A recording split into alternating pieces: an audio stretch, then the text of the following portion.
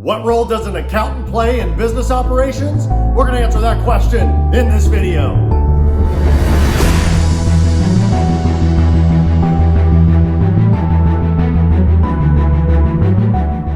Okay, let's rock. We're talking about accountants and what roles do they play in our businesses? That's a great question. Well, the short answer, the super short answer is an accountant can play a very small role to a very big role. It just depends on how much you want them involved in your business. I mean, obviously you want your accountant involved, they got to do your numbers, but there are levels of businesses that actually have full teams of accountants that are actually local in their corporate headquarters, that are on payroll. And then there's companies that basically see their accountant, or they talk to their accountant like once a year during tax season. They just give them their numbers, their information, they get it all ready, they file their tax returns, and they're done. And maybe every now and then they might give that person a call, just ask for a random piece of, tax advice or send an email or something like that. So in my particular case, in between all my businesses, I actually have 3 different CPAs. And not everybody needs that many. So it's not like you have to say, well, because he has 3, I need 3. Well, it's because I have several different businesses and they're utilized mostly for different reasons and for different businesses. So one, as an example, helps me with one of my businesses and does a lot of the books with it. So a lot of the reconciliations, and at the end of the year helps and files my tax return for that business. And then one of the other ones does 2 businesses, right? Helps files 2 tax returns and does 2 of the businesses. And what I like about each of these CPAs, these accountants, is that they send me like monthly P&Ls and financial statements and things like that, and I'm able to basically see how my businesses are doing. And sometimes they get a little bit behind, and then I got a request for them, and that's normal. They're busy, and they have their peak seasons where sometimes it takes a little longer, to generate those numbers. But it's great because you're able to see. One thing I love about seeing those financial statements is you're able to take a pulse on your business. You're able to see how your business is actually performing. Sometimes we get super caught up in, we're running the day-to-day operations, and we literally don't know, am I making a ton of money? How am I doing? Well, that there's, people showing up and there's payroll going out and this and that, whatever, and you can see the bank account, but you don't know really how much you're making because you don't know all that stuff. And that's the beauty about having a CPA. So some companies like to have a controller, which usually is a CPA that's basically on staff, that's usually within their company. And that controller controls all the financials, all the money moving in and out, and also helps with the accounting. And then they might also have a team of accountants also running it as well. So again, it depends on the size of your business as to how much you're going to have this accountant, be utilized. Now, I told you I had 3 different CPAs. So I have 2 of them that are basically running the books and doing all the numbers every month. Some of them help. I'll tell you where this is great is they help with sales tax reporting and other tax reporting that's monthly. So I've done that with some of my other businesses before by myself. But it's nice to not have to do numbers every single month, right? So they charge you for that by the hour. But when you get to the point that you can afford to pay for an accountant to do that, it's nice because that's their specialty. They're good at it. And you can actually focus more on actually running your business and making money, which is ultimately going to be able to afford to pay for that accountant, to do what he's doing. So as you grow in business through the art of delegation, okay? When you start, if you're mom and pops, if you're like I was with my first baseball card store, that it just starts as you. That's your business. Maybe you and your family, right? That's how it starts. But if you truly want to grow and you want to scale and you say, we're doing $300,000 a year in sales and someday we'd like to do $1 million. And then you hit $1 million and you say, well, we're at $1 million in sales and we want to hit $3 million.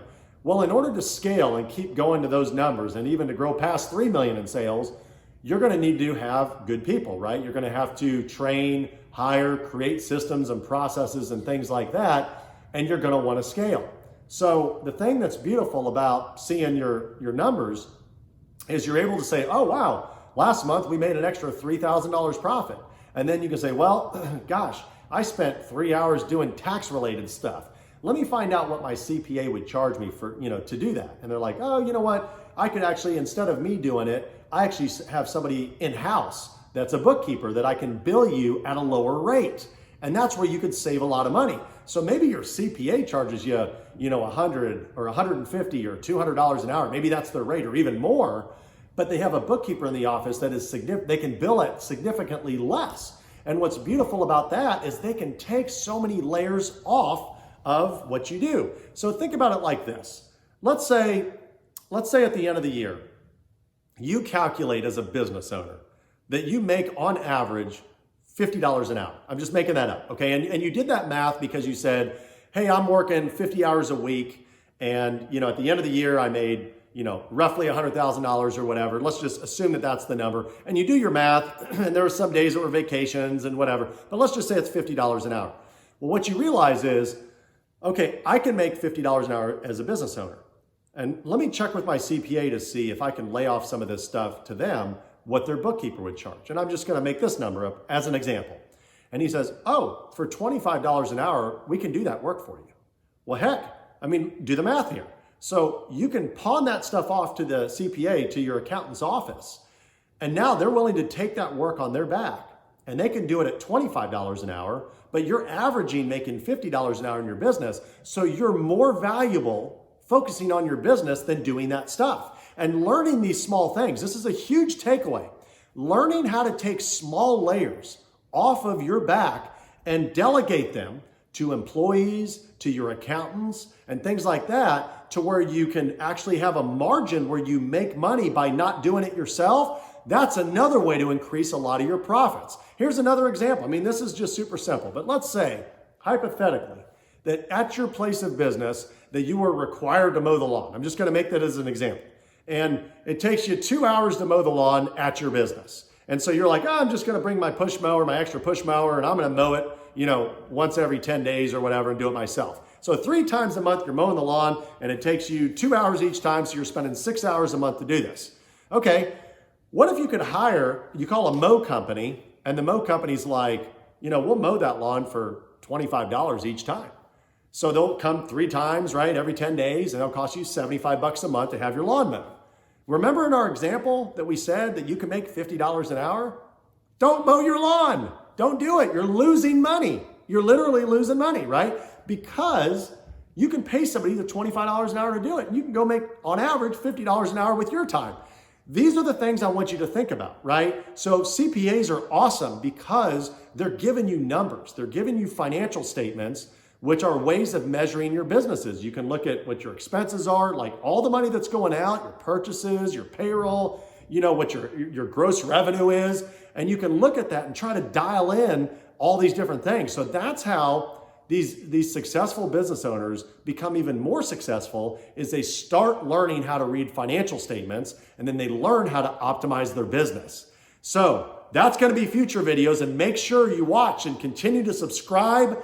I'm gonna keep delivering these videos because I want you to understand, when you subscribe to these videos, you're gonna get an email every single time that I do a video, right? So it's super important that you follow a lot of these guidelines so that you can make yourself a lot more money long-term. Think about it. Don't do stuff that you can pay somebody else to do for much less when you're making more money. It doesn't make any sense. You're not going to grow to your fullest potential. I want to drill that into your head. And there was so many years ago that I realized that in my trading card business, that I couldn't be the guy in the retail store behind the counter for eternity if I wanted to grow my business online.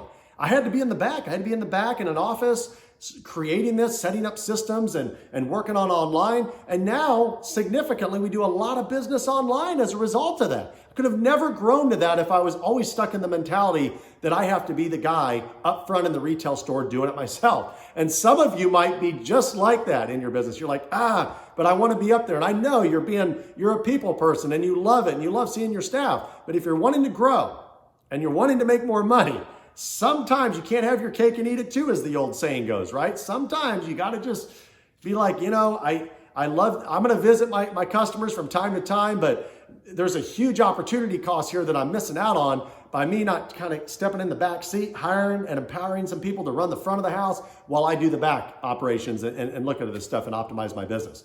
So I hope you found this video very helpful. If you did, please like it. Please comment if there's any videos or topics you'd like me to talk about in business. I'd love to do so. And remember to subscribe. Click that subscribe button.